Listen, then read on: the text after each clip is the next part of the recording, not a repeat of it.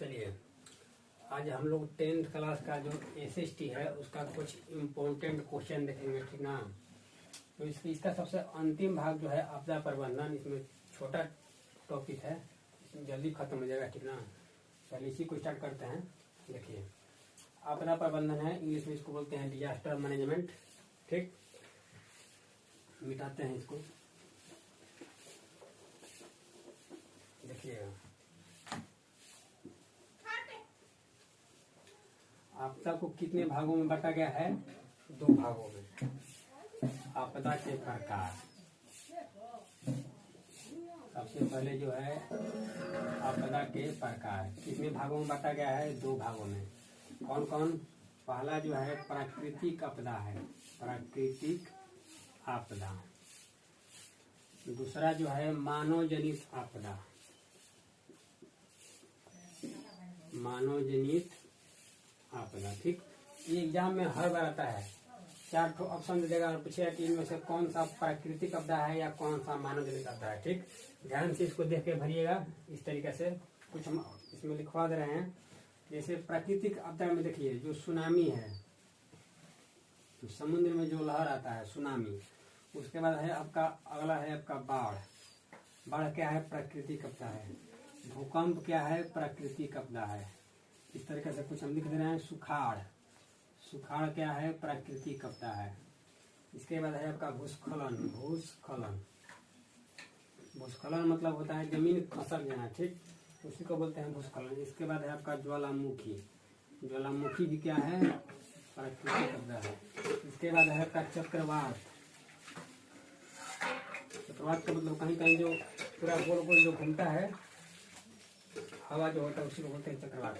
मानव जनित आपदा में आपका हो गया आतंकवाद, आतंकवाद हो गया। इसके बाद आपका हिंसा हो गया, ठीक। इसके बाद आपका हो गया बम विस्फोट, इस तरीके से। रेल दुर्घटना हो गया, रेल दुर्घटना। इसके बाद आपका हो गया आग लगना, आग लगना। इस तरीके से अनेकों उदाहरण है, ठीक ना। जैसे गैस त्रासदी हो गया, गैस त्रासदी का मतलब कहीं गैस लीक हो गया, ठीक। महामारी जो हो गया, महामारी। इस तरीके से अनेकों उदाहरण है, ठीक। देखिए इसको समझिए पहले, दोनों में अंतर क्या है। प्राकृतिक आपदा का मतलब होता है जो अपने आप आता है, ठीक, जैसे सुनामी हो गया, इस पर किसी का कंट्रोल नहीं है, ठीक। मानव जनित आपदा का मतलब जो मानव की गलती से होता है, ठीक। इस तरीके से इसमें ऑप्शन दे देगा 4 ठो और पूछेगा कि इनमें से कौन सा प्राकृतिक आपदा है या कौन सा मानव जनित आपदा है। इस तरीके से आप लोग देख के इसको भर दीजिए। चलिए आपका जो है तरंग वाला क्वेश्चन है, ठीक। ये भी बहुत अधिकतम क्वेश्चन आता है हर बार। इसे बोला है कि भूकंप, भूकंपीय तरंग के प्रकार, ठीक। भूकंपीय तरंग कितने होते हैं? 3 तरह के होते हैं। कितने तरह के होते हैं? 3 तरह के। कौन कौन तरंग होते हैं? देखिए जैसे मान लीजिए कि ये धरती हो गया, ठीक। धरती के अंदर 3 ठो तरंग होते हैं। कौन कौन होते हैं? पहला होता है पी तरंग, दूसरा होता है एस तरंग और तीसरा होता है एल तरंग, ठीक। जो अच्छा इसका पूरा नाम क्या हो जाएगा? ये पी मतलब होता है आपका प्राथमिक तरंग, प्राथमिक तरंग। एस मतलब होता है आपका द्वितीयक तरंग, द्वितीयक तरंग। एल का मतलब होता है यहाँ पर दीर्घ तरंग, दीर्घ तरंग, ठीक। दीजिएगा, बहुत दीजिए क्वेश्चन है, ध्यान देखिएगा इसको। तरंग कितने होते हैं? भूकंपीय तरंग 3 तरह के, ठीक। जो एल तरंग होता है सबसे नीचे होता है, इसका जो वेव होता है, जो स्पीड होता है बहुत कम होता है। जब आता है तो पूरा घर रूट क्या करता है? डुला देता है, ठीक। पी तरंग की जो स्पीड होती है कि ये कब आया कब गया कभी इसको पता ही नहीं चलता है, ठीक ना। इसलिए सबसे ये कम खतरनाक तरंग है। और एल क्या है? सबसे अधिकतम खतरनाक तरंग है, ठीक। सबसे ज्यादा खतरनाक तरंग कौन सा है? एल तरंग है। यहाँ पर हम लिख दे रहे हैं सबसे अधिक खतरनाक तरंग, सबसे अधिक खतरनाक तरंग, खतरनाक तरंग, ठीक। और पी क्या है? सबसे कम खतरनाक तरंग, मतलब ये क्या है? कम खतरनाक, ठीक। पी क्या है? कम खतरनाक तरंग है, समझिएगा। ये धरती है, धरती के अंदर कितने तरंग होते हैं भूकंपीय तरंग? 3 ठो, पी तरंग, एस तरंग और एल तरंग। ठीक, एल तरंग की स्पीड सबसे कम होती है, ये जब आता है तो क्या करता है, घरों को क्या करता है, डुला देता है। और पी तरंग की स्पीड जो होती है सबसे अधिक होती है। ये कब आया भूकंपीय तरंग और कब गया किसी को पता ही नहीं चलता है, ठीक ना। इसीलिए दीर्घ तरंग मतलब एल तरंग को क्या बोलते हैं, सबसे अधिकतम खतरनाक तरंग कौन सा है, एल तरंग है। ठीक, चलिए इसको देखिए। अगला जो है कि भारत को कितने भूकंपीय क्षेत्र में बांटा गया है। ठीक, जैसे ये मान लीजिए कि आपका भारत है। ठीक, ये क्या है आपका, मान लीजिए ये भारत है। ठीक, तो बोल रहा है कि भारत को कितने भूकंपीय जोन में बांटा गया है। ठीक, तो 5 जोन में बांटा गया है। कितने जोन में बांटा गया है, 5 जोन में बांटा गया है। ठीक, 1 2 3 4 और ये क्या हो गया, 1 5। इस तरीके से भारत को कितने भूकंपीय जोन में बांटा गया है, 5 जोन में बांटा गया है। इसको लिख लीजिएगा, ठीक ना। इसके बाद आपका अगला है सुनामी वाला क्वेश्चन है। ठीक, सुनामी वाला क्वेश्चन देखिए। सुनामी,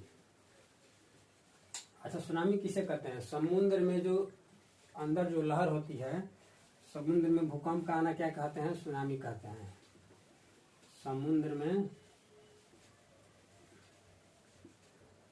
समुद्र में जो लहर होती है, लहर उसको क्या बोलते हैं, सुनामी बोलते हैं। ठीक, इसमें बोल रहा है कि समुद्र में जो तल में जो कंपन होती है उसको भी क्या बोलते हैं, सुनामी बोलते हैं। समुद्र में जो कंपन होती है, उसको क्या बोलते हैं, सुनामी बोलते हैं। अच्छा, एग्जाम में हर बार ये क्वेश्चन आता है कि समुद्र में अंदर क्या आता है। ठीक, तो जो लहर जो होती है समुद्र में उसको क्या बोलते हैं, सुनामी बोलते हैं। ठीक, चलिए इसमें जो 3-4 तो क्वेश्चन और एक्स्ट्रा है इसको देख लीजिए सुनामी के बारे में ही। समुद्र में जो विनाशकारी लहरें होती हैं उसको क्या बोलते हैं, सुनामी बोलते हैं। ठीक, समुद्र के तल में जो कंपन होती है उसको क्या बोलते हैं, सुनामी बोलते हैं। सुनामी कहाँ पर आता है, तो अभी बताएं कि समुद्र में। ठीक, सुनामी से बचने के लिए मैंग्रोव झाड़िया नामक पौधा जो होता है उसको लगाना चाहिए। ठीक, अगला देखिए, सुनामीटर द्वारा समुद्र तल में क्या मापते हैं, तो सुनामी मापते हैं। ठीक, इसी से एक और क्वेश्चन बन गया, सुनामी मापने के लिए कौन सा यंत्र का प्रयोग किया जाता है, तो ये हो जाएगा आपका सुनामी मीटर। ठीक, इस सुनामी से आपका 4 क्वेश्चन बन गए, इसको ध्यान से लिख लीजिएगा। चलिए अगला जो क्वेश्चन है ये भी बहुत ढीले सब क्वेश्चन है। ठीक है, देखिए क्या बोल रहा है, बोल रहा है कि भूकंप का केंद्र किसे कहते हैं और भूकंप के अधिक केंद्र किसे कहते हैं। ठीक, तो बोल रहा है कि भूकंप के केंद्र भूपटल के नीचे का वह स्थल जहाँ पर भूकंपीय कंपन प्रारंभ होता है। ठीक, जहाँ पर भूकंपीय कंपन प्रारंभ होता है वहाँ भूकंप के उसको भूकंप के केंद्र कहते हैं। ठीक, और भूपटल के नीचे का वह स्थल जहाँ भूकंप के तरंग का सर्वप्रथम अनुभव होता है, जहाँ सबसे पहले अनुभव होता है उसको क्या बोलते हैं, अधिक केंद्र। ठीक, और जहाँ भूकंपीय कंपन प्रारंभ होता है उसको क्या बोलते हैं, केंद्र बोलते हैं, भूकंपीय केंद्र। ठीक, और देखिए क्या बोल रहा है कि भूकंप संभावित क्षेत्रों में जो भवनों की आकृति है उसको कैसा रखना चाहिए, आयताकार रखना चाहिए। ठीक, तो भूकंपीय संभावित क्षेत्रों में जो भवनों की जो आकृति है उसको कैसा रखना चाहिए, आयताकार रखना चाहिए। ठीक, अगला बोल रहा है कि मलबे के नीचे दबे हुए लोगों को पता लगाने के लिए कौन सा यंत्र का प्रयोग करते हैं, तो इंफ्रारेड कैमरा का इस्तेमाल किया जाता है। ठीक, नीचे जो जमीन में जो आदमी धंस गया है उसको पता लगाने के लिए, जब या कुछ भी चीज अंदर जमीन में गड़ गया है उसको पता लगाने के लिए कौन सा यंत्र का प्रयोग करते हैं, इंफ्रारेड कैमरा का इस्तेमाल करते हैं।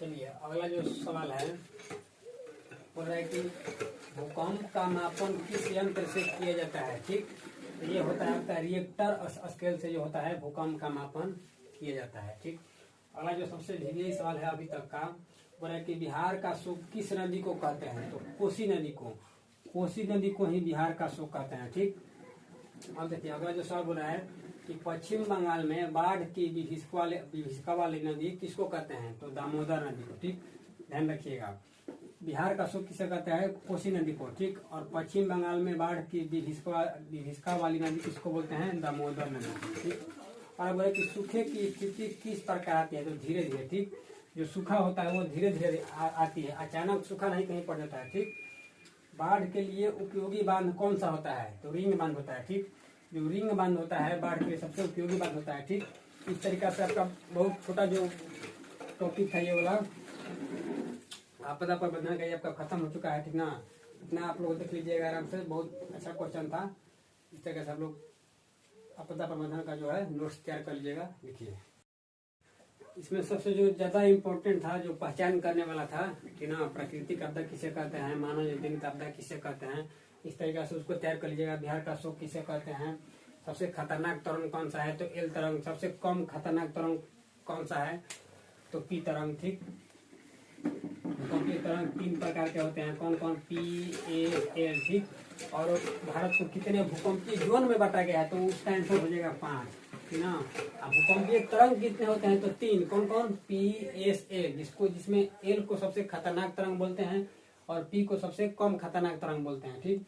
और भारत को कितने भूकंपीय जोन में बांटा गया, तब इसका आंसर होगा 5। इस तरीके से इसको ध्यान से आप देख लीजिएगा। आपका बिहार का शोक किसे कहते हैं, कोसी नदी को। पश्चिम बंगाल में भिस्कावल नदी किसको कहते हैं, दामोदर नदी को।